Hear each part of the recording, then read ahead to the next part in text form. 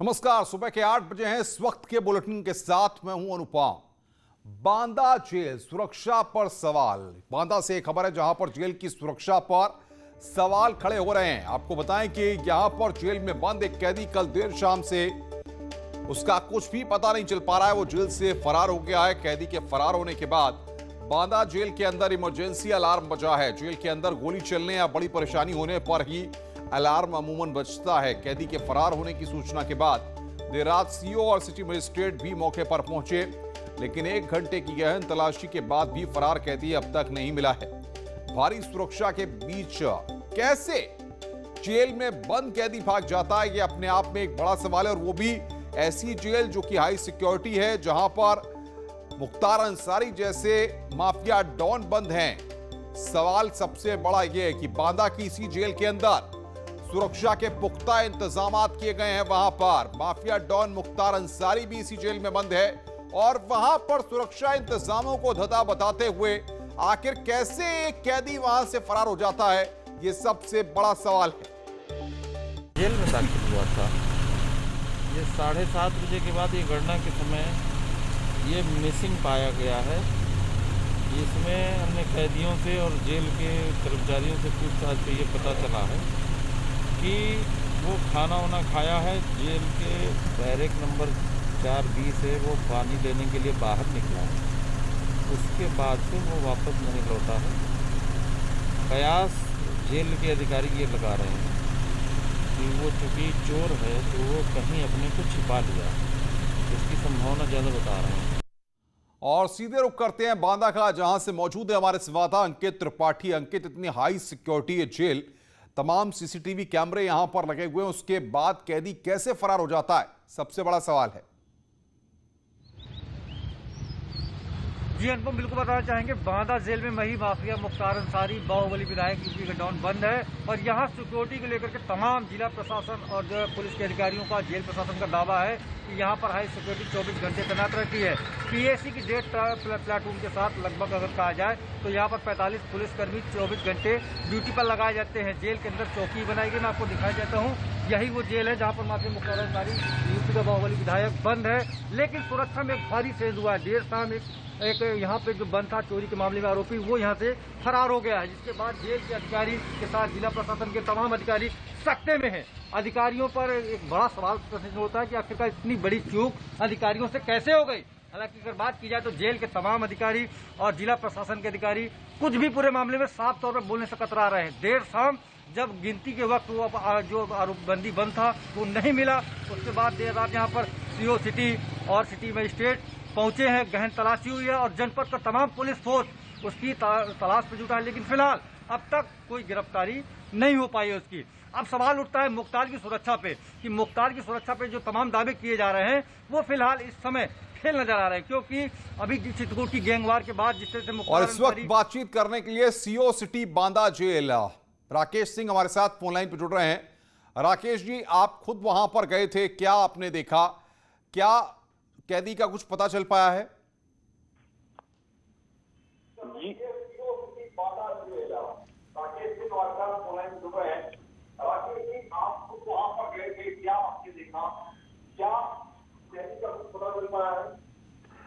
जी, jail अधिकारियों की सूचना पर मैं और सिटी मजिस्ट्रेट जेल के अंदर पहुंचे थे।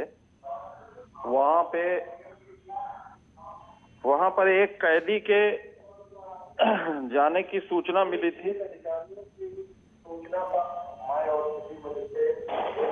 राकेश जी, टीवी का वॉल्यूम थोड़ा कम कर लीजिए, अपनी बात को आप रखिए ताकि तमाम लोग आपको सुन पाएं।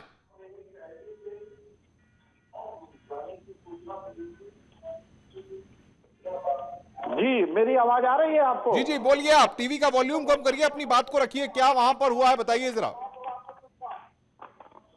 जी, ये जेल बांदा मंडलीय जेल के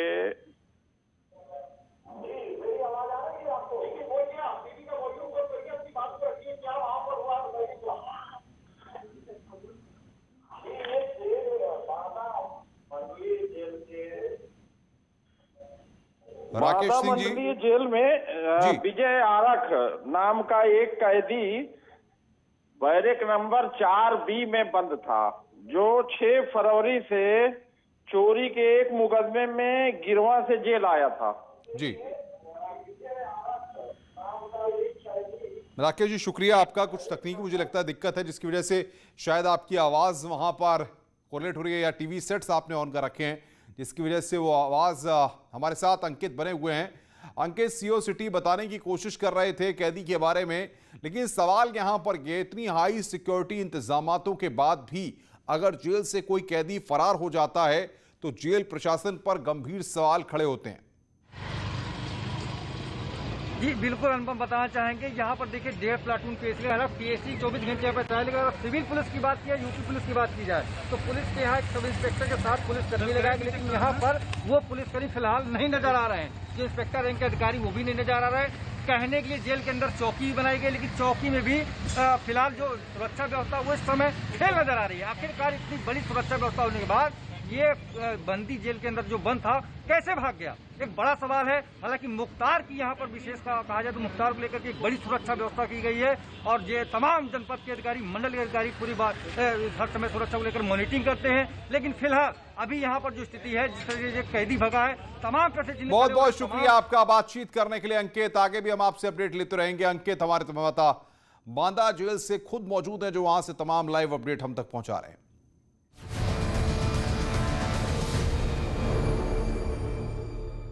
लखनऊ, मेरठ, सहारनपुर, गोरखपुर को छोड़कर समूचे उत्तर प्रदेश में सभी जिले अनलॉक हो गए हैं। 71 जिलों से कोरोना कर्फ्यू हटा लिया गया है। इन जगहों पर सिर्फ अब वीकेंड कर्फ्यू रहेगा। इससे नोएडा, गाजियाबाद और वाराणसी के लोगों को भी अब राहत मिल गई। हालांकि अभी भी कई तरह की पाबंदियां लागू रहेंगी। जिम, मॉल और स्पा पूरी तरह से बंद रहेंगे और वीकेंड लॉकडाउन जारी रहेगा।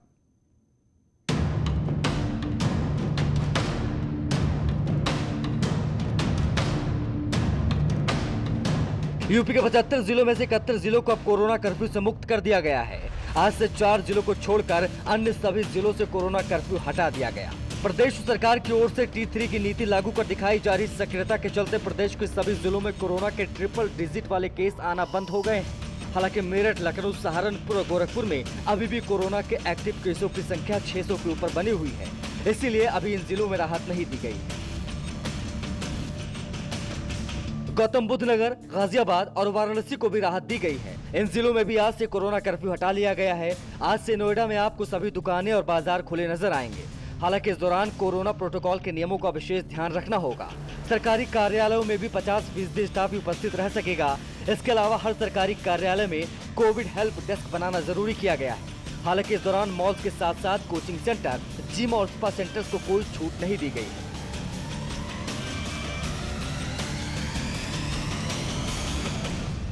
मार्केट्स सुबह 7 से शाम को 7 बजे तक खुलेंगी। वीकेंड की जो कर्फ्यू है तथा नाइट कर्फ्यू है वो यथावत जारी रहेगी, और जो भी मार्केट्स है वहाँ पे सोशल डिस्टेंसिंग का तथा मास्क पहनना ये अनिवार्य होगा। और बातचीत करने के लिए ग्राउंड जीरो पर अलग अलग जगहों से हमारे संवाददाता जुड़ रहे हैं। मेरठ से निखिल, वाराणसी से उपेंद्र हमारे साथ जुड़ रहे हैं। सबसे पहले उपेंद्र के पास चलते हैं। उपेंद्र, अगर बात करें वाराणसी की, तो जिस तरीके से पॉजिटिव केसेस सामने आए थे, अब अनलॉक का दौर है, क्या तस्वीर है अनलॉक की, बताइए जरा।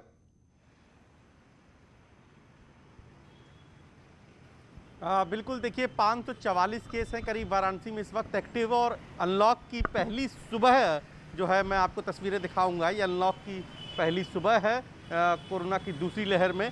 आज बाज़ार में आपको हलचल दिखाई दे रही है। हालांकि बाज़ार जो है वो 10 बजे से खुलते हैं, लेकिन जो हलचल है वो दिखाई देनी शुरू हो गई है। मैं कुछ तस्वीरें और भी दिखाऊंगा कि यहाँ से आप ये देखिए बाज़ार के भाव को समझने की कोशिश करिए कि बाज़ार अब किस जो है आज माहौल से खुलेगा।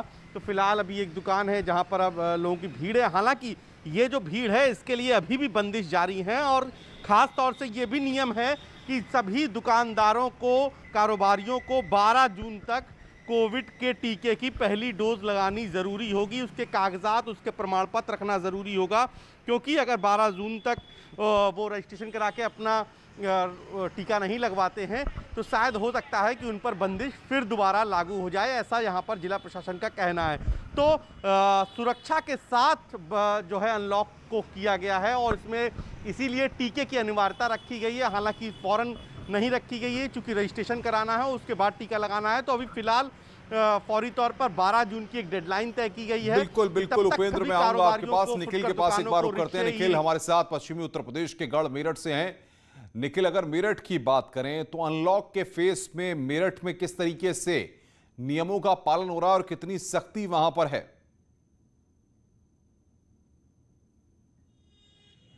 देखिए, ये जो अनलॉक है मेरठ में, आपको मैं तस्वीरें दिखाना चाहूंगा। ये मेरठ का हापुड़ चौराहा है, जहां सुबह के समय सबको छूट है। आप देख सकते हैं सड़कों पर वाहन दौड़ रहे हैं और जिस तरीके से लोग अपने जरूरी काम निपटाने के लिए जा रहे हैं, तो उस पहले वाले लॉकडाउन से लोगों को राहत जरूर है, लेकिन ये कोरोना कर्फ्यू है, इसकी चीजें बहुत अलग हैं और लोगों को समझना होगा कि अब चीजें सब उनके हाथ में है। सरकार ने कोरोना कर्फ्यू लगाया है क्योंकि उन्हें ये कोरोना के केसेस जो है वो कम करने हैं। और दूसरी तरफ जिस तरीके से अनलॉक की बात की जा रही है, मेरठ में अभी भी एक्टिव केसों की संख्या 977 के आसपास नजर आ रही है। वहीं जो नए केसेस है वो 47 है, 4 लोगों की मौत भी हुई है। तो ऐसे में सावधानी बहुत जरूरी है। लोगों को खुद समझना होगा कि कोरोना से अगर निपटना है तो उन्हें मास्क पहनना होगा, उन्हें और दूसरी गाइडलाइंस का पालन करना होगा ताकि कोरोना से निपटा जा सके। और वहीं सरकार इस पर कल मंथन करेगी। अभी 4 शहर अनलॉक किए जाने बाकी हैं, जिसमें मेरठ भी शामिल है और मेरठ के लोग बेसब्री से इंतजार कर रहे हैं कि दोबारा से जिंदगी उनकी पटरी पर लौटे। बिल्कुल निखिल, आप नजर बना के रखिए। उपेंद्र, आप भी नजर बना के रखिए, आगे भी हम आपसे अपडेट लेते रहेंगे। तो उपेंद्र और निखिल हमारे संवाददाता बता रहे थे कि किस तरीके से यहां पर कोशिशें की जा रही हैं मेरठ में भी कि एक्टिव केस जो हैं वहां पर वो अभी 900 के आसपास हैं। जब वो 600 से नीचे आएंगे तो मेरठ भी अनलॉक के फेस में आ जाएगा। आगे बढ़ते हैं। कोरोना काल में योगी सरकार ने गरीबों को बड़ी राहत दी है। सरकार 20 जून से गरीबों को फ्री राशन देगी। 14 करोड़ 71 लाख लोगों को इस योजना का लाभ मिलेगा। इस योजना के तहत 3 महीने का फ्री राशन दिया जाएगा। लाभार्थियों को हर यूनिट पर 3 किलो गेहूं और 2 किलो चावल दिया जाएगा।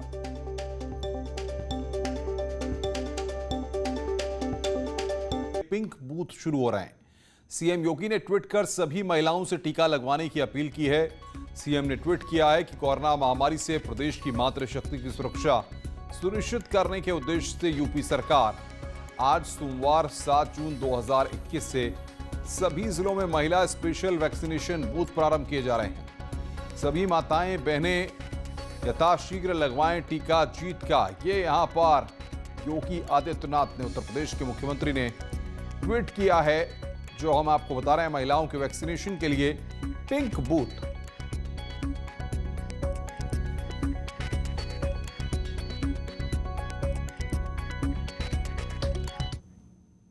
आज से प्रदेश की महिलाएं पिंक बूथों पर जाकर टीका लगवा पाएंगी। इसके लिए योगी सरकार ने हर जिले में सेंटर बनाए हैं।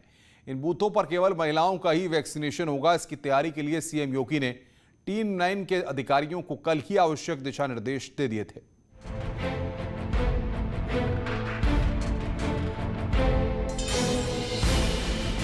कोविड संक्रमण से बचाव के लिए अब योगी सरकार महिलाओं को सुरक्षा कवर दे रही है।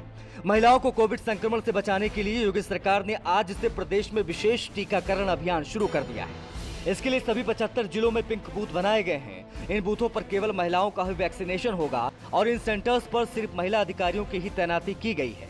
इसकी तैयारी के लिए सीएम योगी आदित्यनाथ ने टीम 9 के अधिकारियों को आवश्यक दिशा निर्देश दिए थे। सरकार की ओर से यूपी में पहले से ही 18 से 44 और 45 आयु वर्ग से ऊपर के बुजुर्गों के लिए टीकाकरण अभियान चलाया जा रहा है। पूरे प्रदेश में महिला स्पेशल भी प्रारंभ किया जा रहा है, जहां जिन सेंटर्स पर केवल युवतियों और महिलाओं का टीकाकरण किया जाएगा। तो ये भी, अगर आप महिला हैं, आपने अभी तक अपना टीकाकरण नहीं कराया है, तो ये विशेष सुविधा राज्य सरकार की ओर से आपके लिए उपलब्ध कराई गई है। आप महिला स्पेशल बूथ पर भी, महिला स्पेशल सेंटर पर अपना स्लॉट बुक कराकर अपना टीकाकरण करवा सकती हैं। मीडिया, सरकारी कर्मचारियों और अभिभावक स्पेशल बूथ के बाद अब सभी जिलों की महिलाओं के लिए स्पेशल पिंक बूथ शुरू कर दिए गए हैं। पिंक बूथों पर अलग अलग आयु वर्ग की महिलाओं को वैक्सीन लगाई जाएगी। प्रत्येक सेंटर पर 2 बूथ बनाए जाएंगे। इनमें से एक बूथ पर 18 से 44 आयु वर्ग और दूसरे बूथ पर 45 आयु वर्ग इससे अधिक उम्र की महिलाओं को कोरोना वैक्सीन लगाई जाएगी। पिंक बूथ शुरू होने के बाद अब महिलाओं को पुरुषों के साथ संयुक्त बूथों पर टीकाकरण नहीं कराना पड़ेगा।